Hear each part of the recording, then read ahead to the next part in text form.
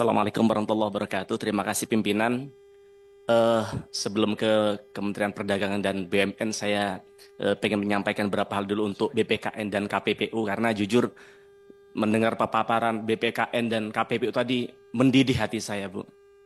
Panjenengan tahu bahwa hari ini sedang ada kisruh namanya mafia skincare. Jenengan tahu orang karena KPPU, mohon maaf, saya garis bawahi dulu bahwa saya yakin ini karena Presiden tidak tahu, karena Prime Minister mungkin tidak tahu, sehingga saya perlu sampaikan di tempat ini agar kemudian BPKN dan KPPU ini tidak dianggap hanya angin berlalu. Saya ingin mereka diberikan penguatan ke depan, itu tujuan saya. Jadi jenengan tahu bahwa hari ini sedang ada kisruh mafia skincare. Dan ketika itu terjadi, kita tidak bisa berharap banyak sama namanya BPUM. Karena kita tidak tahu, ada oknum-oknum mungkin di sana yang sedang dikangkangi oleh mafia tadi, kami tidak tahu. Tapi kami lihat bahwa KPPU dan BPKN di sini belum berperan banyak. Maka ketika anggarannya, apalagi BPKN tadi hanya tinggal 2 miliar begitu. Lalu apa yang bisa diharapkan rakyat dari BPKN dan KPPU begitu? Jenengan tahu, hari ini yang hadir memproteksi agar skincare tadi tidak membahayakan untuk rakyat, yang hadir bukan KPPU, yang hadir bukan BPKN, tapi namanya dokter detektif, namanya Niki Nabirzani. Tapi bayangkan mereka yang proaktif untuk memberikan sosialis soal itu, hari ini Doktif dikriminalisasi, hari ini Niki Nabirzani juga dipersekusi begitu. Begitu juga dari sisi pengusaha. Bayangkan si namanya Sela Sokya juga demikian. Dia hari ini dibully oleh rakyat, padahal ini belum tentu benar atau salah. Karena yang menilai hanya asumsi-asumsi saja. Karena kenapa ini terjadi? Karena ya BPKN tidak hadir di tengah-tengah mereka begitu.